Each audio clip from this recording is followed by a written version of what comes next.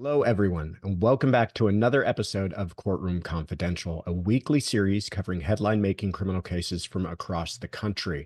I'm your host, Joshua Ritter. I'm a former Los Angeles district attorney and now a criminal defense attorney, bringing you what I hope are unique insights from both sides of the courtroom. Jumping into our cases this week, a New Mexico jury found Rust armorer Hannah Gutierrez-Reed guilty of involuntary manslaughter on Wednesday after deliberating for about 2.5 hours. The conviction marks the first time a jury has weighed in at trial on the fatal shooting of cinematographer Helena Hutchins. The trial, which lasted 2 weeks, focused on the fact that Miss Gutierrez-Reed was supposed to load actor Alec Baldwin's revolver with dummy rounds, inert cartridges that are meant to resemble real bullets on camera, but which cannot be fired. Prosecutors argued that Gutierrez-Reed had exhibited a pattern of negligence on set. Witnesses testified that she had left her prop cart where she kept weapons and ammunition in disarray and had sometimes failed to take weapons away from actors immediately after a scene finished filming. While Gutierrez-Reed was acquitted of the tampering with evidence charge, she still faces up to 18 months in prison. A judge ordered that Gutierrez-Reed be taken into custody and held until her sentencing, which has not yet been scheduled. Baldwin, who is also facing a charge of involuntary manslaughter, is scheduled to stand trial in July. He has argued that he was not responsible since he was told that there were no live rounds in the gun and there was not supposed to be any on the set. All right, so what's going on here? Is this shocking, first of all? No. This case came down to essentially two things, and that is responsibility and foreseeability. Responsibility. It was her entire job to ensure that the weapons and ammunition on that set were safe. That's really it. If you're looking for a responsible party in this entire horrible story, it is the armorer. They're the person who is tasked with that exact job. Make sure that the weapons are safe. Make sure that they're certainly not loaded with live ammunition. Make sure that all of the actors dealing with weapons are safe. So that's part one.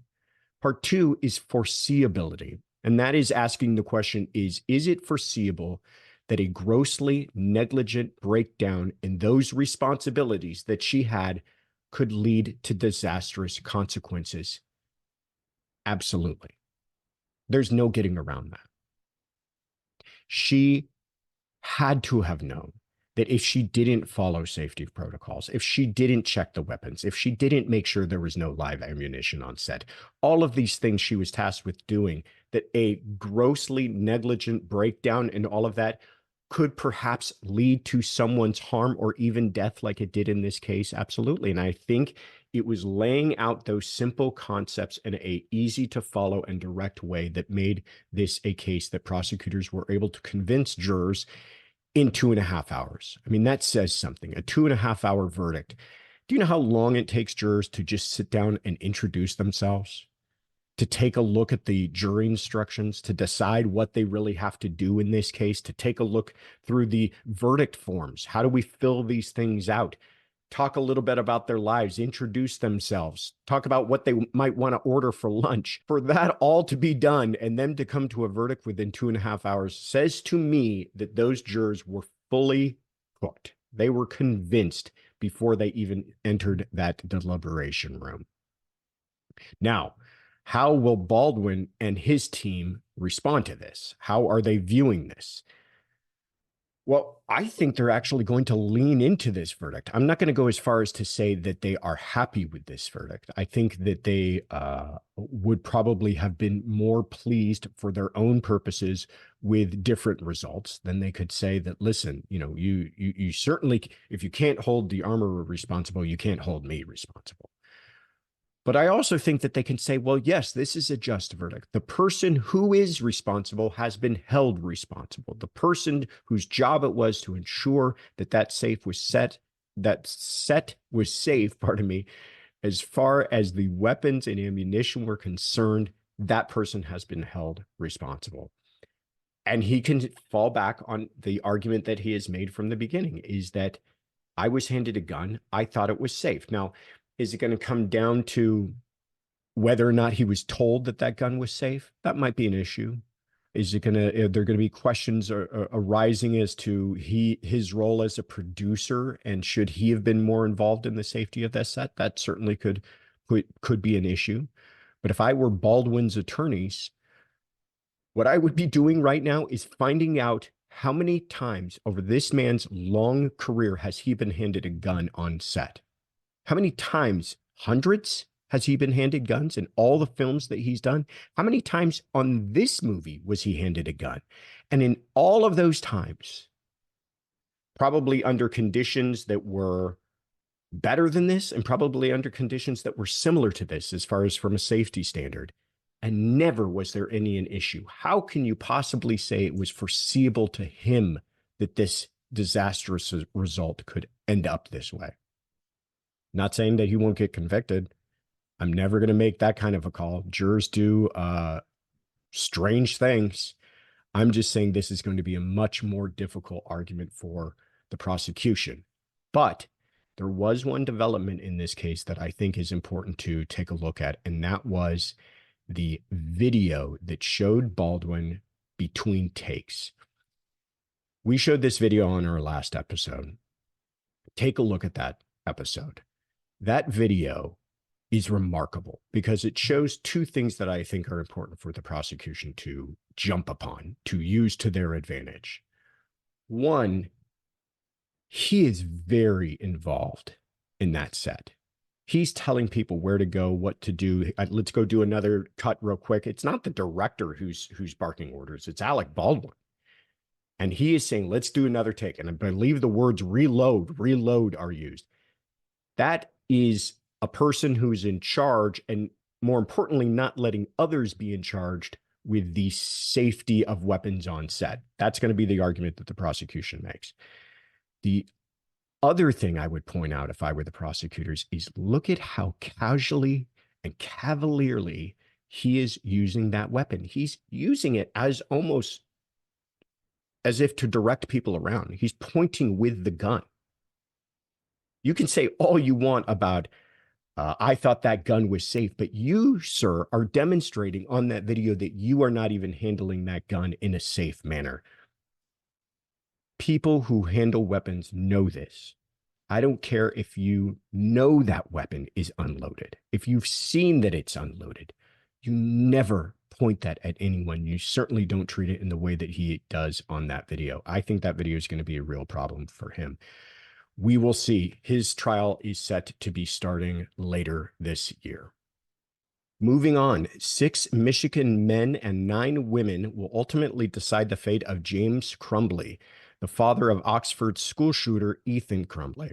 Prosecutors began opening statements by accusing James Crumbley of failing to secure the gun that his son used to open fire in a high school hallway and kill 4 students, one of several ways that they say he could have stopped the deadliest school shooting in state history. The victims, ranging in age from 14 to 17, were Madison Baldwin, Tate Meyer, Justin Schilling, and Hannah St. Julian. Those kids would still be alive today, said the prosecutor, had James Crumbley seized any one of the tragically small and easy opportunities given to him to prevent his son from committing murder. Meanwhile, Crumbley's team countered, arguing that, quote, James Crumbley did not know what his son was going to do, adding he did not know that his son could potentially harm other people. He did not know what his son was planning. Jennifer Crumbley, James's wife and Ethan's mother, was convicted last month for the same 4 charges of involuntary manslaughter. Trial is expected to take 2 weeks. So what's going on here? Again, this case is going to come down to those same issues that we talked about before of responsibility and foreseeability. Responsibility. Do you have a responsibility toward your son and the actions that that person might take? Yes, we're not talking about an adult here. We're not talking about somebody living outside of their home. We're talking about a minor living in their home at that time, someone they absolutely have a responsibility for. Now, that responsibility doesn't extend to you being held responsible for everything that that person might do, but you certainly have a responsibility in the way that you raise and supervise that child. And foreseeability.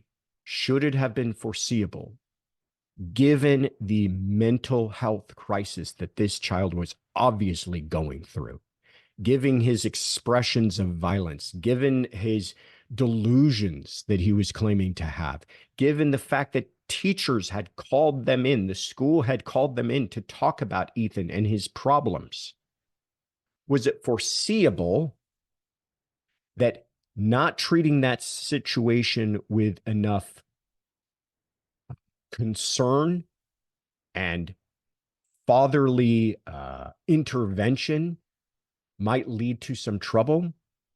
Yes. And one other key issue that we're going to get into later, introducing a weapon to that entire equation. Remember, it was the jury in Jennifer's case that focused on who last handled that gun.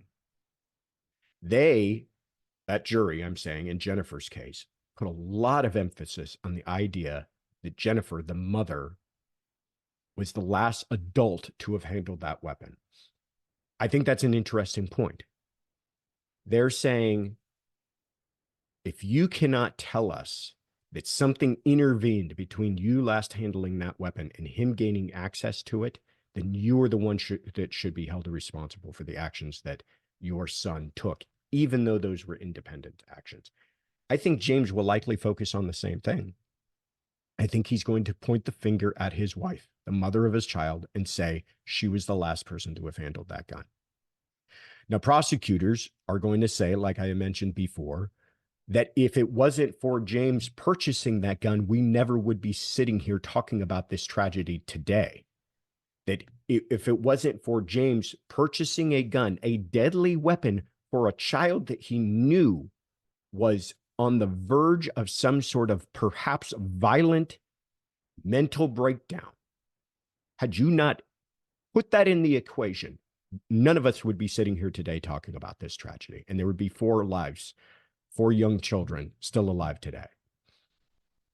That's what the prosecution is going to point out. I think James has to say, yes, I purchased him the gun. Yes, I made some shortcomings as a father, but I was always safe about the way that I stored that weapon. And my son was up to a bunch of stuff that I just didn't know about. I couldn't possibly have known about because of things that he hid from me, and therefore this was not foreseeable to me. Will that carry the day? I don't know. I honestly believe that the case against James, the father, is stronger than it was against Jennifer, the mother. But one more thing I'll have you all keep in mind. What kind of a situation would it be if James is acquitted and Jennifer is held responsible? What ramifications will that have? All right, finally, attorneys representing Richard Allen, the man accused in the Delphi murders, filed a motion for early trial on Wednesday, requesting that the trial be set within 70 days, much sooner than the current scheduled date of October 15th. Allen is charged with 2 counts of murder in the killings of Abby Williams and Libby German, 2 teenage girls whose bodies were found in Delphi, Indiana in February of 2017. Prior to filing the motion, Allen's attorneys Andrew Baldwin and Bradley Rotzi had sought delays as legal wrangling took place surrounding discussing holding the attorneys in contempt and leveling additional murder and kidnapping charges against Allen. What's going on here? Well, that is a great question. What is going on here? An awful lot of noise surrounding a case before it even heads to trial. We're talking evidence being leaked, attorneys being removed by the judge, attorneys then being ordered back onto the case by an appellate court, and now this shocking move. I gotta say, I've been doing this a long time, and I've been watching these types of cases for a long time, and it is rare that you see this type of interplay taking place between the judges and prosecutors and attorneys that doesn't have to do with anything really about the case. It has to do with the attorneys and how they're handling evidence and whether or not he has a constitutional right to have those attorneys and whether or not those attorneys should even be allowed back onto the case and then challenging the judge. It's all a bunch of noise, like I said, and we haven't even really begun to discuss the evidence. And now they're saying we want our trial and we want it as fast as we can get it. And it sounds like they might. what is the strategy here? Is this just to cause more noise, more confusion? It's funny. I've always said that I don't think defense attorneys push for trial soon enough, often enough. And you understand why that is. Many times defense attorneys are playing catch up from the get-go, from jump. They are the ones who are just trying to figure out what the police and prosecutors may have known for months, because they're the ones doing the investigation, maybe perhaps without even having arrested a person. So they've been gathering evidence, interviewing witnesses. Then they go out and arrest someone. 2 days later, that person's arraigned, and a dump of discovery is put on the feet of the defense attorney. And now they're just playing catch up. So of course they're not going to say, we want our trial as soon as we can get it. They want to look through all of this evidence. After all, especially in a case of this magnitude, their client is charged with murder. Well, we're not exactly in that situation now, but I wonder if his attorneys have thought, listen, the evidence is what the evidence is. We know what it is enough to know how we can put on a trial, and we're not doing ourselves any favors by continuing to try to delay this thing. Let's see if we can't catch the prosecutors on their heels to some extent and say we want our trial immediately. I'm just guessing. I don't know. That perhaps could be the strategy behind all this. It also could be that they've got a client who's telling them, I want my trial and I want it right away, and I don't want another delay in this case. That could very well be the case too. Will this have a strategic advantage for them? I doubt it, honestly. Even if they got the trial as soon as they could, those prosecutors know this case well enough by now. They've got a team of people working for them.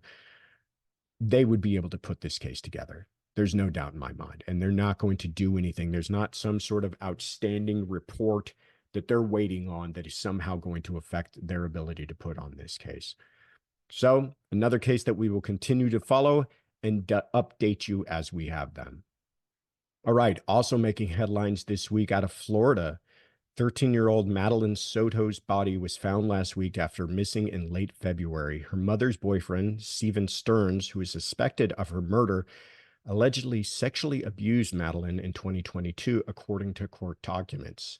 Before her body was found, Stearns was arrested and charged with sexual battery and possession of child sexual abuse materials. Stearns, who is being held without bail, has not been charged in connection to Madeline's death. And out of Idaho, ex-Idaho trooper Daniel Howard, accused of killing his wife, is currently standing trial. Investigators claim in February 2021, Howard called 911 to report that his wife, Kendi Howard, had shot herself. An investigation reportedly led authorities to believe that fatal gunshot wound was not self-inflicted. Howard surrendered to authorities in April 2023 and is charged with first-degree murder and domestic battery. If convicted, Howard could be sentenced to the maximum of life in prison under Idaho law. And lastly, we have a verdict update. Tennessee mother Robin Howington was convicted of shooting and killing her 5-year-old daughter, Destiny Oliver, in September of 2019. Howington had claimed that her then 2-year-old son was the one who pulled the trigger. Howington will be sentenced in mid-April. And on the docket for next week, a hearing has been scheduled for March 12th for Scott Peterson, who is serving a life sentence for the murder of his pregnant wife over 20 years ago. The hearing was scheduled a few weeks after the Los Angeles Innocence Project announced that they would represent Peterson and are, quote, investigating his claim of actual innocence, as reported by ABC. That is our show for this week. Once again, I am your host, Joshua Ritter. You can find me on social media platforms at Joshua Ritter ESQ or at joshuaritter.com. And thank you again for joining me. If you enjoyed this episode, please like, subscribe, share your thoughts on these cases and in the comments, and feel free to suggest cases you'd like me to cover in the future. Have a great weekend. I'll see you next week. And thank you again for joining us on another episode of Courtroom Confidential.